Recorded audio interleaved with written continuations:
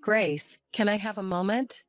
Yes, mother-in-law. I'm on a break from work, so it's all good. What can I do for you? Well, Betty is divorcing and moving back here, and her boyfriend, Carl Anderson, will come with her. What? Betty got divorced? And she has a boyfriend, huh? Yes, dear. It seems her husband discovered she was cheating. Poor thing. Oh. But she's serious about Anderson, so they're coming back together, with marriage in mind.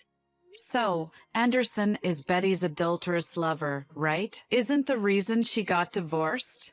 Well, that's part of it. We don't know what happens in our lives. No, I think it's pretty standard for a married person not to cheat.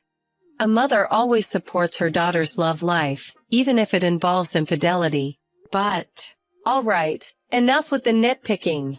I can hardly get to the main point with you. Wait, there was more? Actually, Anderson, he's unemployed at the moment. What? Betty was a housewife before her divorce, wasn't she? So they're both jobless. That seems to be the case. So I've decided they'll be living with us from tomorrow. What? Since you work at a major company and have a high income, you'll pay the bill for their living expenses. Excuse me? I told you. Since Betty and her boyfriend, Anderson, aren't working, you'll be responsible for their living expenses. What? Why me? I can't agree for that. And I can't live with them.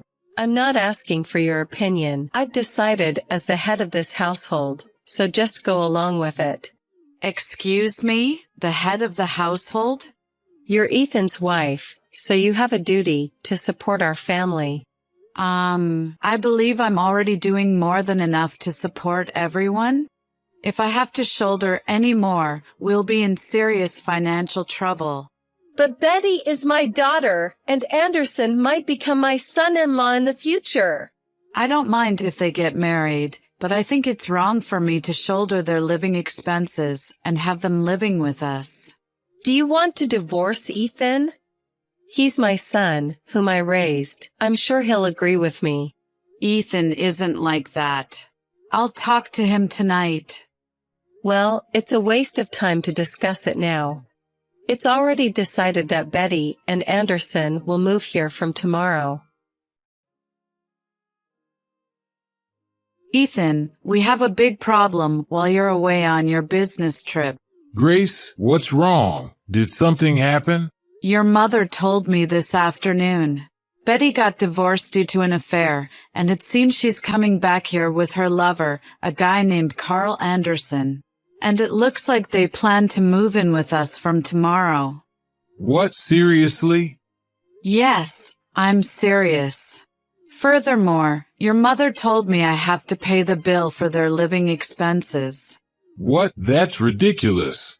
Right? I refused, but she wouldn't listen. Wait, she got divorced because she cheated? I had no idea my sister did such a thing, which is no common sense. I was also shocked when I first heard about it on group chat this afternoon. Mom has always been overly loved Betty. It's seen as wrong by society. If it's Betty, it can't be helped, or Betty is special, so it's okay. It's really troubling for us who should be advising her because we can't have a reasonable conversation. Ethan, you've had a hard time, haven't you? Well, yeah, my divorced father used to sigh every time something happened. I see. By the way, is his name Carl Anderson correct? What? I feel I've heard this name somewhere. Well, assuming your mother didn't make a mistake, I guess so. Okay, it's bothering me, so I'll look into it. It may not be someone directly related to me, but it could be a friend of a friend or something. I see. Please let me know if you find anything. Okay. Then I'll reach out to my friends and see if they know anything. Okay, thanks. Mother-in-law. Hey, where are you right now? You're so noisy. I'm out having dinner with my friends right now. What's up? About Betty and her boyfriend, Anderson, was it? They arrived in the afternoon. Have you met them yet? Met them. They're, for some reason, canoodling in my room. And their luggage is taking up my entire room. And all of my stuff. It's all tossed out in the yard. What's going on? I gave your room to them. That's why all your stuff is out in the yard.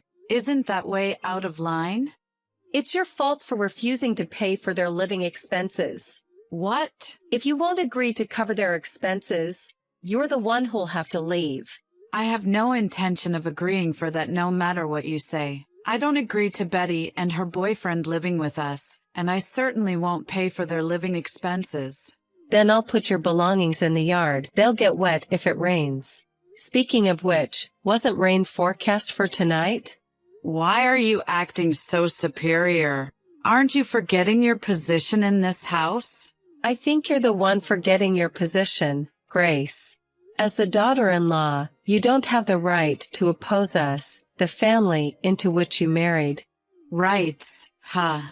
Well, if you declare you'll pay for Betty and her boyfriend's living expenses, you're welcome to live in the garden shed. For you, who have no parents or siblings, no place to go back to, it's better than being thrown out of this house. Make your choice: either listen to what I say or leave my house. Ethan, are you on your way back now? Yeah, I'm in the bullet train. How are you going? If everything went as planned, Betty and Anderson would be at my parents' house from yesterday, right? Yes. And they've taken over my room. Wait, they took over your room? When I came home from work, all of my stuff was spectacularly tossed out into the yard. When I complained to my mother-in-law, she said she would let me keep my stuff in the garden shed if I agreed to pay Betty's living expenses. If you reject, I should leave. What? I want to ask my mother whether she's crazy. I'm really sorry for such a troublesome mother. It's not your fault, Ethan. Speaking of which, where were you last night? You surely didn't spend the night in the shed, did you? No, I stayed at a business hotel as expected. I rented a pickup truck and stored the stuff that was tossed out into the yard in a rented storage unit. I see, you've got it. I'm sorry I didn't contact you sooner. I was so tired from moving the stuff that I just fell asleep. No problem. By the way, where's the hotel you stayed in? About a 6-minute walk from Station A. Can we meet at the south exit of Station A? I found out who Carl Anderson really is, and I want to report it to you. Really? After I get off the bullet train, I have to go back to work, but after I give my business trip report, I can leave for the day. I'm thinking of meeting up about 2 hours later. Got it. Can I wait downstairs at the south exit of Station A? Downstairs. Got it. See you later. Yeah, see you in 2 hours. Ethan, thank you for the report earlier. Sure, Grace. I have to say, I was surprised. Carl Anderson, he's really a dangerous man. Yeah, no kidding. When I remembered from a friend's story, I was surprised. Anyway, I'll be at the business hotel again tonight. Sure, I'll join you as soon as I'm ready. Grace, have you finally made up your mind? About what? Stop sulking in the shed and swear to quickly start paying Betty's living expenses. No matter how many times I'm told, I don't agree to pay for their living expenses, and I have no intention of doing so. You have to listen to me. I'm your mother-in-law. If you don't accept quickly, I'll make you divorce Ethan. Mom. Oh, Ethan, good timing. Can you please also persuade Grace to be responsible for Betty and Anderson's living expenses? We've already left the house. What? You've noticed Grace's belongings have been moved out, haven't you? I also moved all of my stuff out of my room overnight, and now I'm with Grace. What? Where did you go? I can't tell you that. We've decided to cut ties. Cut ties. Why would you do such a thing? Because you've been tormenting Grace ever since she married into the family. Grace is my precious wife. There's no way I can just let that slide. I wasn't tormenting her. Grace was just being rebellious against our family, and she wasn't accepting Betty and Anderson. I was just trying to make her understand her position and convince her. Mom, do you know the true character of Carl Anderson? What do you mean by true character? He's just Betty's boyfriend, right? Wrong. Anderson is a man who stole my friend's wife. What? He's also been involved with several other married women, and, after being sued for over $100,000 in damages, he's now in debt. In debt? I found this out when I looked him up because his name rang a bell. It's highly likely that Betty knows Anderson is this kind of man and is still dating him. The reason she brought Anderson into our house could be to help him hide from debt collectors.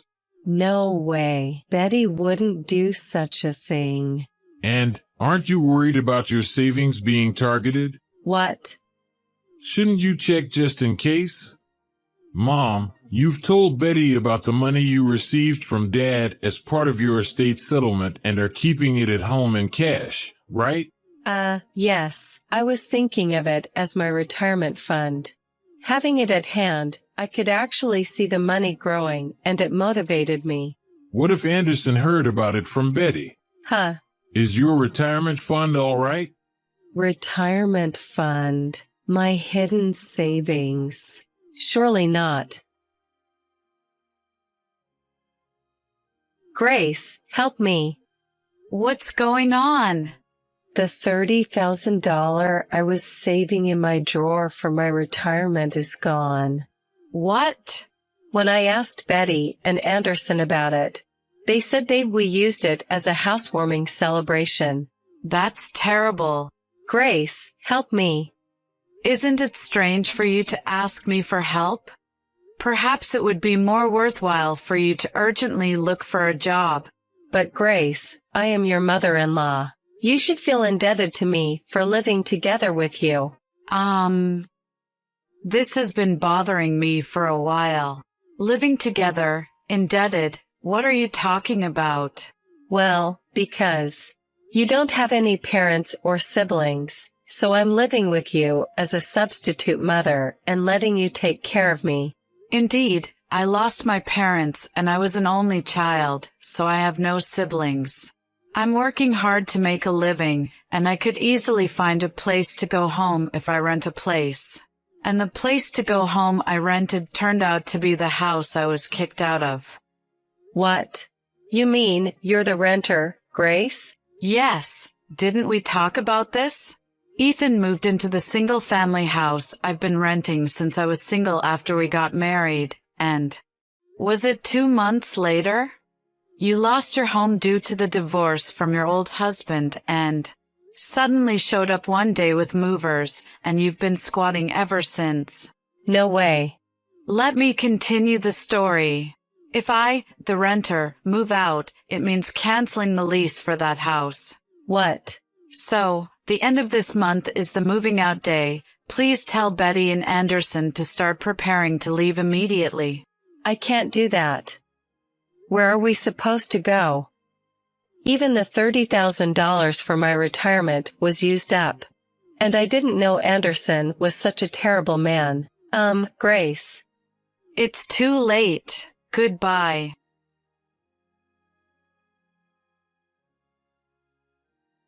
Grace. First, it is about Carl Anderson. After revealing his deeds to the Ethan's friend, whom he had stolen his wife, notifications were quickly spread to all involved parties. The next day, he, and strangely enough, Betty too, were taken somewhere in a black van. As the debt payments seem to be paying on schedule every month, it looks like things have turned out all right on that front. On the other hand, my mother-in-law. She has lost both her home and her breadwinner, and she finally acknowledged her dire situation. To secure her basic needs, she managed to find live-in employment. However, Seemingly she acts out by bossing around her colleagues who are younger than her and doing other inappropriate behaviors, so she's begun a countdown to being fired, yet she appears to have no clue about it.